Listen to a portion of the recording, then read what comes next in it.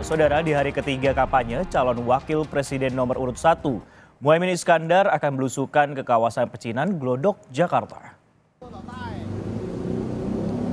Agenda kampanye Muhaimin di kawasan Pecinan Glodok rencananya akan dimulai pada pukul 1 siang nanti. Direncanakan Muhaimin akan bertemu dan berdialog dengan pedagang dan mengecek harga bahan pokok.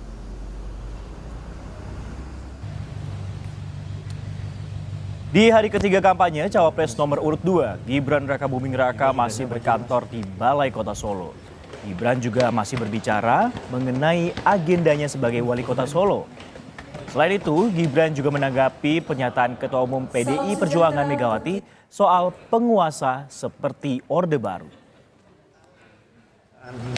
Bu Megawati bahwa negara seperti Orde Baru gimana? Ya, semua masukan kami tampung. Coba sini dulu ya di jam kerja ya.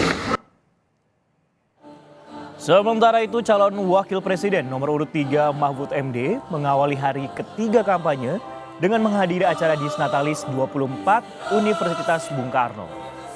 Dalam acara yang digelar di Jakarta International Expo, Kemayoran pada Kamis pagi, Mahfud memberikan orasi ilmiah dengan tema etika profesi sebagai landasan moral, penegakan hukum yang berkeadilan dan berkeadaban.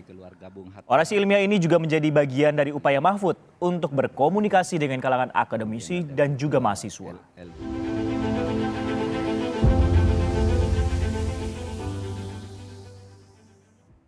Dan saudara, kita akan pantau kegiatan kampanye para calon wakil presiden di hari ketiga. Bersama 3 jurnalis Kompas TV, ada Masih Rahmawati di Glodok, Jakarta Barat. Kemudian ada Nicholas Irawan di Solo dan juga di Jawa Tengah. Dan juga terakhir ada Putri Oktaviani di Kemayoran, Jakarta Pusat. Kita akan ke Mas Ni terlebih dahulu. Mas Ni, selamat siang. Muhaimin rencananya akan berkampanye ke kawasan Pecinan Glodok. Lantas apa saja agenda kampanye Muhaimin hari ini?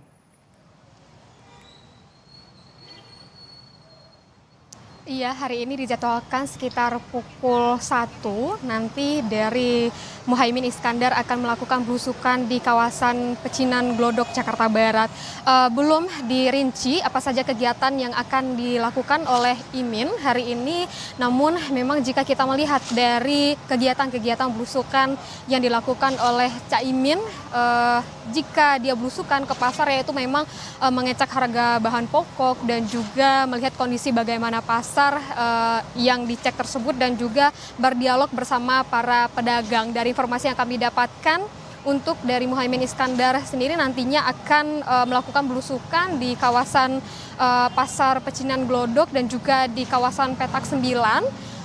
Dan juga untuk dari kegiatan di kampanye hari ketiga ini, Muhaimin Iskandar ini hanya sendirian melakukan belusukan di kawasan Glodok, Jakarta Barat ini. Sebelumnya pun dari kampanye hari pertama untuk Muhaimin Iskandar ini kembali pulang ke daerah Jombang, Jawa Timur dan menemui orang tuanya meminta restu. Sedangkan untuk hari kedua kemarin ia melakukan kegiatan kampanye itu bersama dengan Capres Anies Baswedan, di mana ini melakukan bersama yang untuk kegiatan ini yaitu menghadiri Kongres Pemuda Perubahan dan juga acara konsolidasi pemenangan Anies Muhaimin untuk seluruh anggota DPR, DPRD dan dari fraksi PKB di Ancol tadi malam. Dan untuk hari ini kegiatan dari Muhaimin Iskandar di Pasar Glodok ini hanya sendirian dan nantinya akan kita pantau bagaimana kegiatan dari Muhaimin Iskandar untuk belusukan di Pasar Glodok, Jakarta Barat ini. Sisko.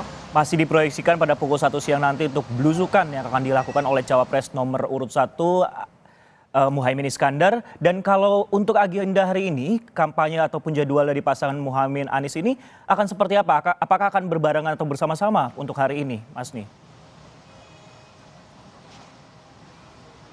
Iya, untuk dari agenda yang didatangi atau yang dilakukan oleh Anies Baswedan maupun dari Muhaimin Iskandar sendiri, untuk hari ini kebetulan tidak berbarengan seperti itu.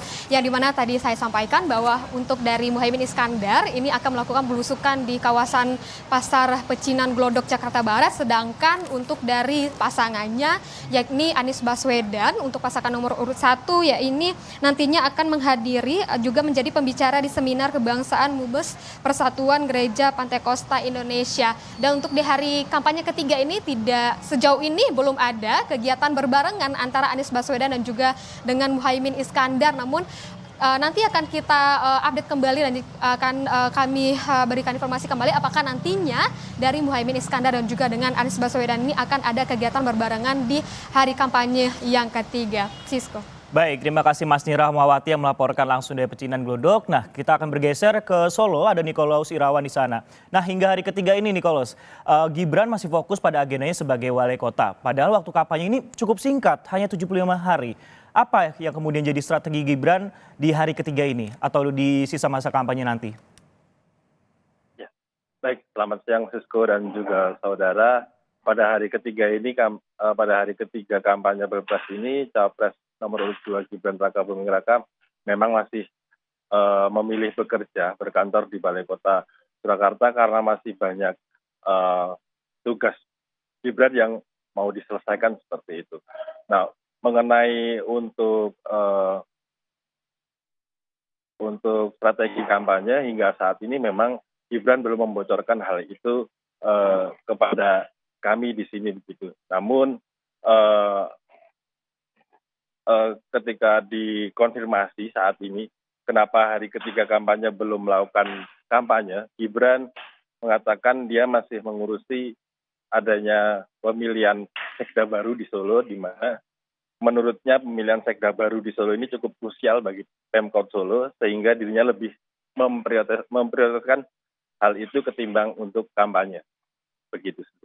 Baik, ada yang diprioritaskan Gibran meskipun sudah masuk masa kampanye dan juga mengingat tugasnya sebagai wali kota Solo. Nah, ini juga cukup menarik sebenarnya Niko. Cuti kampanye kan hanya boleh 1 hari dalam 1 minggu. Apakah kemudian ada kemungkinan Gibran akan berkampanye besok? Sudahkah ada jadwal yang Anda terima? Hingga saat ini hanya ada 1 jadwal di mana itu direncanakan Gibran akan menghadiri pengajian akbar dan konser musik Indonesia Maju di Kabupaten Sragen pada 1 Desember besok. Namun untuk kepastian ia akan datang atau belum sampai saat ini kami di sini belum mendapatkan info. Begitu. Baik, Nikolaus Irawan melaporkan langsung dari Solo, Jawa Tengah terkait agenda ataupun juga masa kampanye yang dilakukan oleh Cawapres nomor urut 2 yaitu Gibran Raka Buming Raka.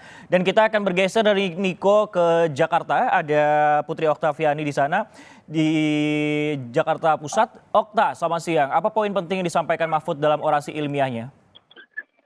Ya, selamat siang Sisko dan juga saudara. Pada siang hari ini tadi Mahfud MD memberikan orasi ilmiahnya di Expo Kemayoran Jakarta. Tadi ada beberapa hal yang disampaikan terkait dengan bagaimana hukum ini harus diterapkan dengan etika dan juga moral. Tadi Mahfud MD juga memberikan contoh bahwa saat ini tidak bisa ditampik bahwa hukum ini bisa dipermainkan. Kemudian juga ada jual beli kasus, kemudian juga ada mafia pasal.